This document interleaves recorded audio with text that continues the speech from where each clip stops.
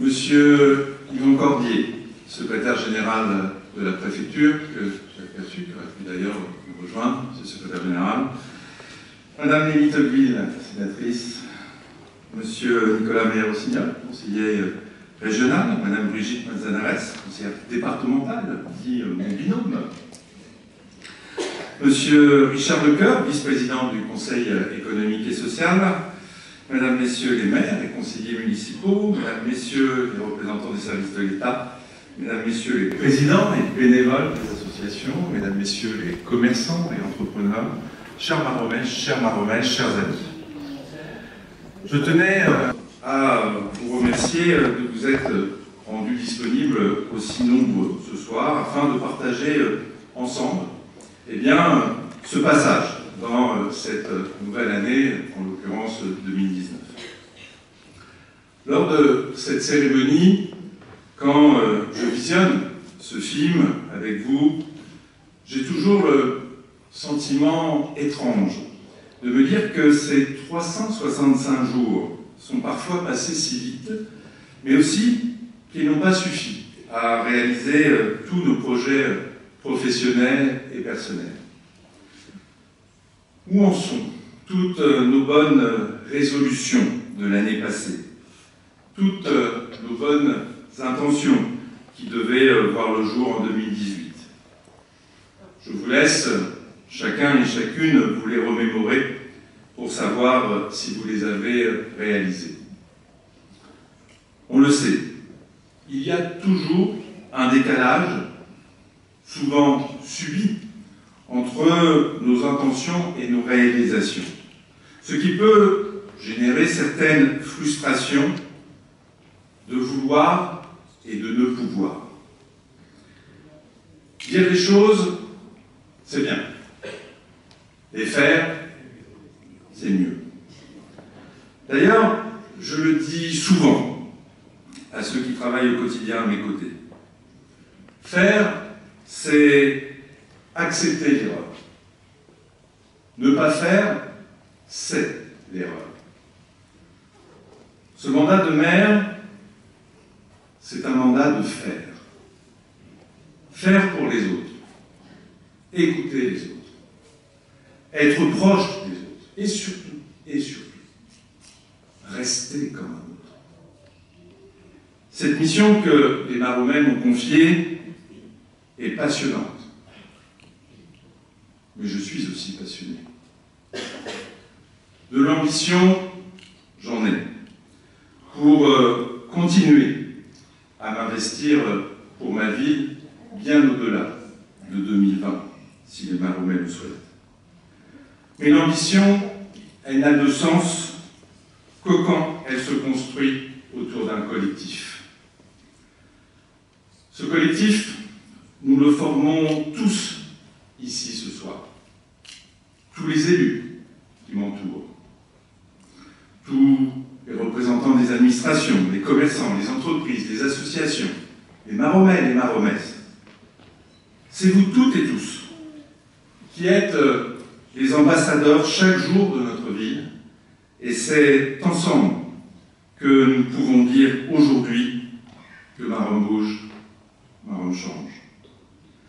Comme cela vous est écrit sur votre carton d'invitation, où il est d'ailleurs demandé de vous improviser jardinier et de planter chacun et chacune ces quelques graines d'aujourd'hui pour faire éclore les fleurs de l'avenir. Mon esprit bucolique de ce soir ne me fait pas oublier tout ce qui n'est pas si idyllique. Car n'oublions pas que beaucoup d'entre nous sont inquiets de l'avenir, qui génère de nombreuses inquiétudes, notamment pour les plus modestes d'entre nous. Nous le savons, nous le disons. Les ornières se creusent et ceux qui s'enlisent ne s'en extraient que difficilement. Les revendications sont légitimes. Les violences sont inadmissibles. Arrêtons, que la variable d'ajustement de notre économie, quand elle est en berne, soit supportée uniquement par les plus faibles. Et quand elle est prospère, soit uniquement bénéficiaire aux plus aisés.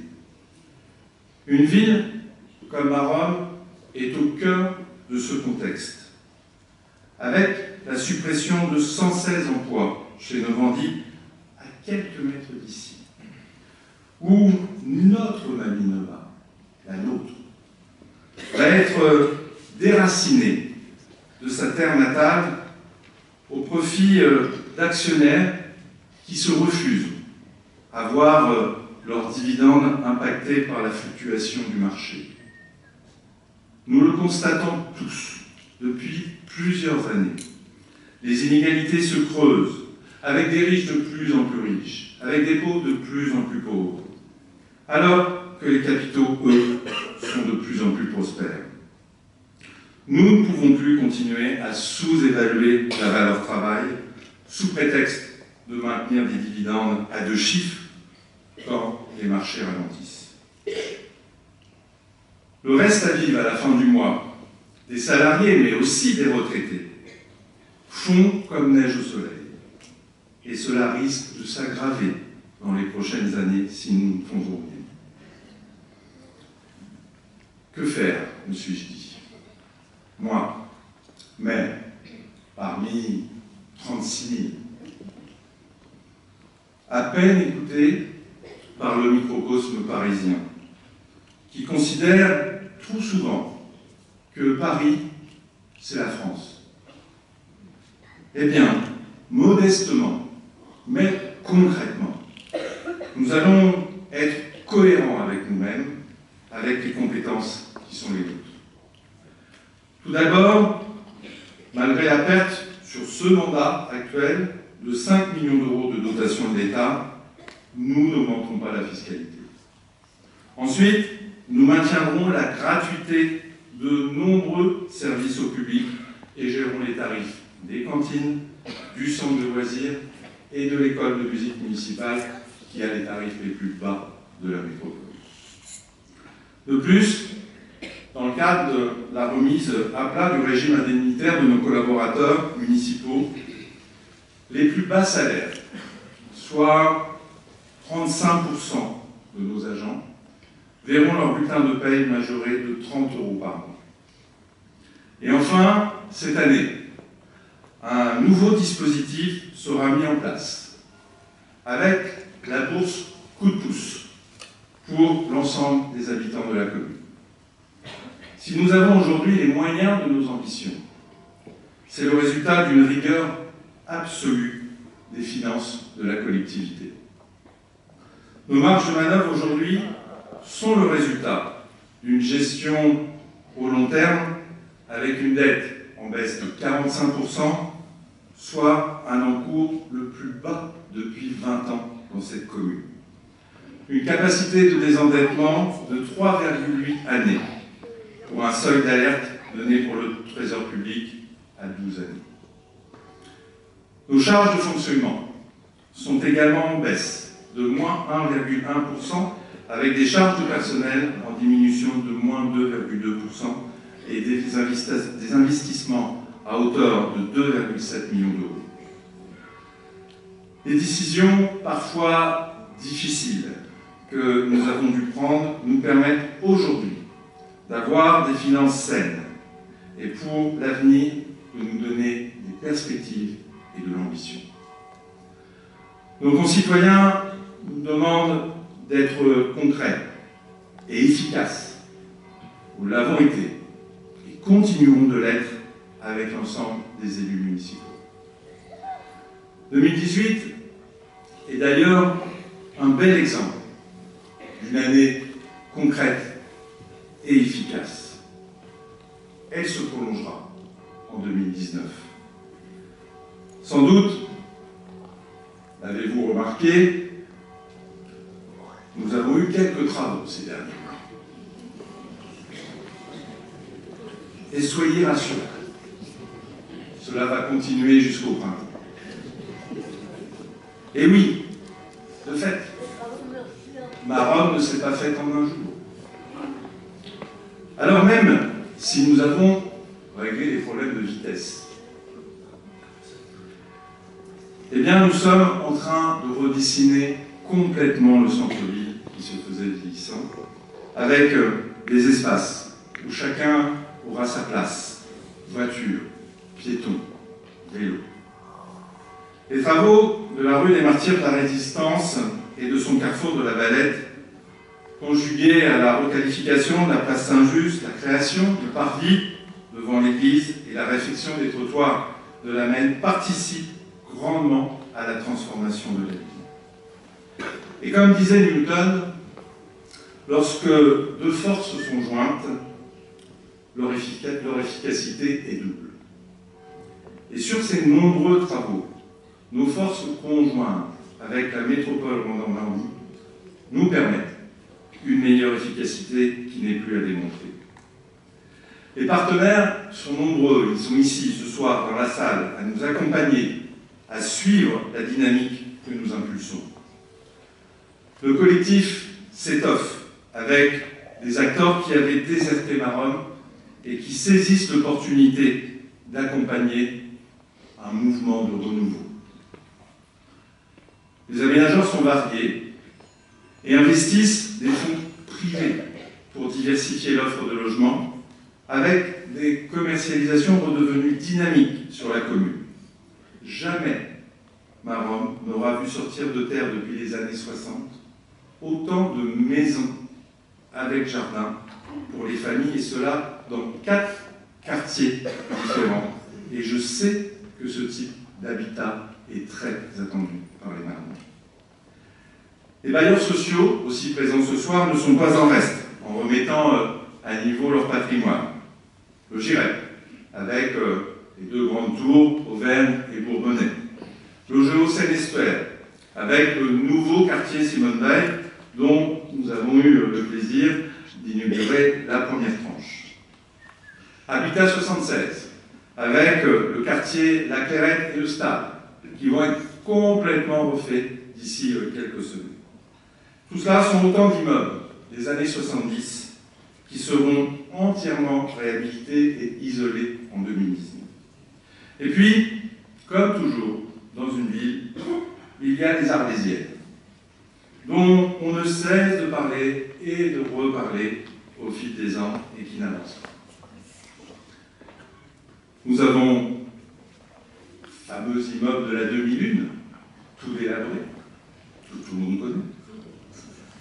Des friches de la fonderie Sénart, quelques mètres d'ici, et puis la friche de l'usine Tiffin. Patience et pugnacité vont enfin piller avec, pour la fonderie, un nouveau propriétaire, depuis quelques semaines, qui a pour projet de créer quelques logements. Pour l'immeuble La Demi-Lune, dénommé la Servoise, la construction de logements étudiants à proximité de l'université. Et pour l'usine Tiffin, un mixte d'habitat collectif et individuel, ainsi qu'une piste cyclable sortiront de terre avec, nous l'espérons et nous battrons pour cela, la préservation de la roue à eau.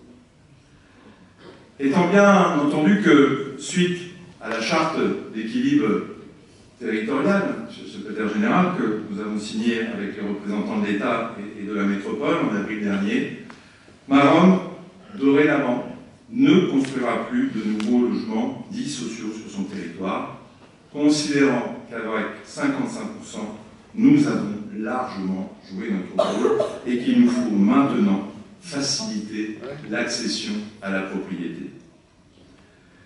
L'équilibre territorial, je souhaite l'étendre sur des sujets plus larges, avec de forts enjeux d'aménagement de nos espaces. C'est dans cet esprit que, sur proposition de la métropole en Normandie et de son président, Frédéric Sanchez, qui va nous rejoindre d'ici quelques minutes, que notre ville a pris des engagements dans le cadre de la COP 21 locale, métropolitaine. Protéger, respecter son environnement ne doit pas être qu'un effet de manche, glisser une fois par an lors de la cérémonie des vœux. Cela doit être un vrai engagement contractuel, avec des objectifs ambitieux à atteindre qui viendront en complément d'une politique environnementale que nous menons depuis 10 ans et que nous allons décupler, car il y a aujourd'hui urgence à sauver notre planète. Ces engagements, qui ont fait l'objet d'une délibération au conseil municipal, nous obligent ainsi à multiplier par 6 la surface du square du centre-ville, qui est en train de passer de 2500 m² à plus de 15 000 m² en centre-ville. À replanter 2 arbres quand un arbre sera abattu. À installer des panneaux photovoltaïques sur les toitures des bâtiments municipaux. À renouveler nos véhicules municipaux afin qu'ils circulent sans énergie fossile. À multiplier par 4 le nombre de ruches que nous avons aujourd'hui sur la ville. À réaliser plus de 5 km de pistes cyclables en centre-ville et sur le quartier de la Mine. Et puis nous équiperons bien évidemment l'ensemble de nos éclairages d'ampoules à LED. Nous allons aussi approvisionner notre cuisine centrale, notre restauration scolaire, avec un objectif de 20% d'aliments issus de l'agriculture biologique et 30% de produits régionaux. Dès cet hiver, nous avons installé une ferme pédagogique, on a vu quelques images à l'instant, sur les coteaux, qui sera agrandie de nouveau dès le printemps. Nous déploierons de l'éco-pâturage avec des herbivores sur les espaces verts disponibles sur toute la ville. Nous allons continuer la plantation des vergers pédagogiques régionaux, ainsi que d'un arboretum. Sera planté dans les prochaines semaines plus de 700 arbres, chênes et châtaigniers. L'éco-labellisation des manifestations sera systématique. L'éco-conditionnalité des subventions aux associations sera imposée. Et l'installation d'un poulailler municipal pour les déchets organiques des cantines commence son travail dès cette année. Toutes ces initiatives venant sur un complément et nombreuses déjà mises en place ces dernières années, et des graines qui se trouvent dans vos cartes de vœux et que vous allez, j'en suis sûr, tous planter au printemps prochain à Narbonne, bien sûr. Nos gestes d'aujourd'hui de protection de l'environnement ne se jouent plus sur plusieurs générations, mais directement sur nos propres enfants. Alors, il est urgent d'adopter l'éco-attitude dès à présent. Sur ce sujet, 2018 aura vu notre travail, engagé depuis plusieurs années, récompensé avec l'obtention de 2 labels environnementaux. Le premier, avec le label Apicité, obtenu pour toutes nos initiatives pour la protection des abeilles avec la suppression des pesticides et la plantation d'essences favorisant la pollinisation avec nos 4 ruches, dont une pédagogique. Puis, la nouvelle est tombée il y a quelques semaines avec, et nous en sommes fiers, l'obtention du prix national de l'arbre, où seule une ville en France se trouve récompensée, et pour, cher Nicolas, première fois en Normandie, c'est ce qui marque pour nous la reconnaissance par le ministère de notre politique globale et cohérente de l'environnement et des paysages, avec aussi une gestion exceptionnelle et innovante de notre patrimoine arboré. Ma Rome qui bouge, ma Rome qui change, c'est aussi cela. De l'humain, de l'urbain, des engagements environnementaux, mais aussi davantage de concertation, afin que chaque Maromais se sente investi pour sa ville. Ce mois-ci est lancée une grande concertation citoyenne municipale de proximité, où chacun aura la possibilité de s'exprimer et d'être entendu sur l'avenir que nous imaginons collectivement pour Marande. Je reste convaincu que c'est ensemble, que c'est le collectif qui nous fera réussir 2019. Soyons ambitieux, soyons perspicaces, imaginons demain, sans retenue, avec une ferme volonté de façonner une société juste et équitable, qui s'enrichit de nos différences. Égoïstement, il nous arrive de nous dire qu'il n'y a qu'une vie. Mais n'oublions pas qu'il n'y a aussi qu'une planète. Sauf que cette même planète, sans elle, il n'y a plus de vie. Alors, prenons le temps, en 2019, de prendre de la hauteur, de regarder davantage ce monde qui nous entoure bien au-delà de soi, car seuls, nous sommes si peu, alors qu'ensemble, nous sommes si forts. Et ce sera le vœu que je vous souhaite toutes et tous. Le vœu de vivre ensemble, dans le respect de vos différences, avec de l'ambition pour vous et pour vos proches, en mobilisant votre énergie pour la réussite du collectif, en se parlant, en s'écoutant, en participant à la construction d'un idéal qui vous fait rêver. Je vous souhaite de vivre 2019 comme un rêve. Alors,